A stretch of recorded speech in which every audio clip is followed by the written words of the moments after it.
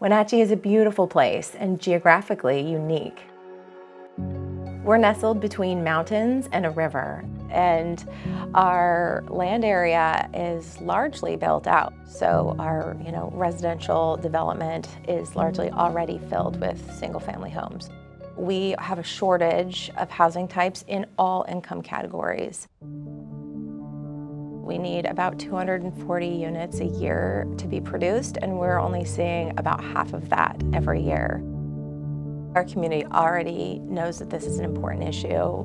A teacher with a median income of about $80,000 can't afford to buy an average home. Young professionals who want to keep living near where they work, it's already affecting their ability to continue to choose Wenatchee as their home. That's a problem for our community.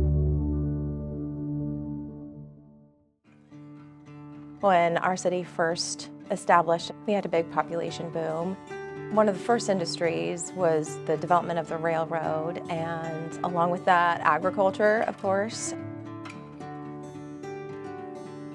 A diversity of housing types was needed to accommodate all these different industries. And a lot of the housing were middle housing type units. Middle housing is very much a group that falls within things like duplex, triplex, fourplex, cottage housing. Middle housing helps bridge the gap between the single-family houses and these really big apartment complexes. So we saw our city form with a diversity of different housing types.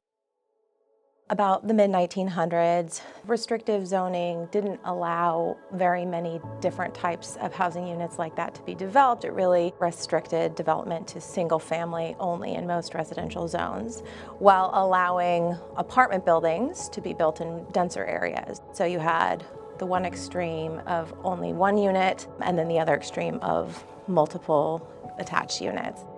So today, Wenatchee is missing this middle type housing, and we have a significant need for it.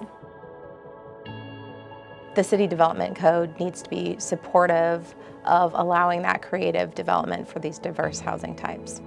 And that is part of what the city has been doing since 2017 when we passed our first real middle housing code update.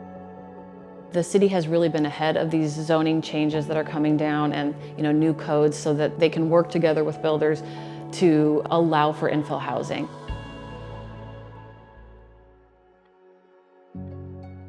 Middle housing is exciting to me as an architect.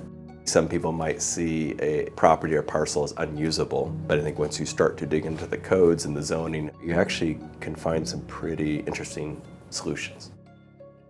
It also has the added benefit of reducing commute times, which reduces traffic congestion and helps people build more community. If you're able to walk or have a short drive to work, then you're interacting and engaging with your neighbors in your community and those who work around you.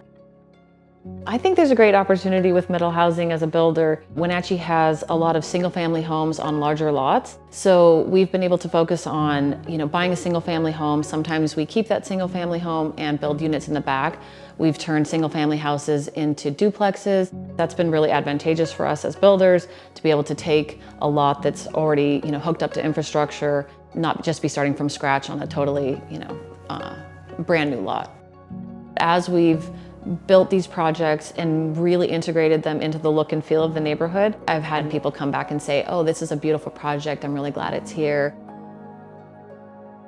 What excites me and would like to see in the next 20 years in our area is more of these missing middle housing projects throughout our valley, honestly. Infill housing, middle housing is exactly the right tool to decrease urban sprawl. Right now, we're surrounded by mountains here in Wenatchee, and using infill housing as a means to get more housing units as we have all these people moving into town is a really, really important way to provide housing. I am excited to think about the diversity of our community, where we have Stamilt farmers and restaurant owners, all local workers who can have diverse lifestyles, and they can live and have their diverse needs for a home met.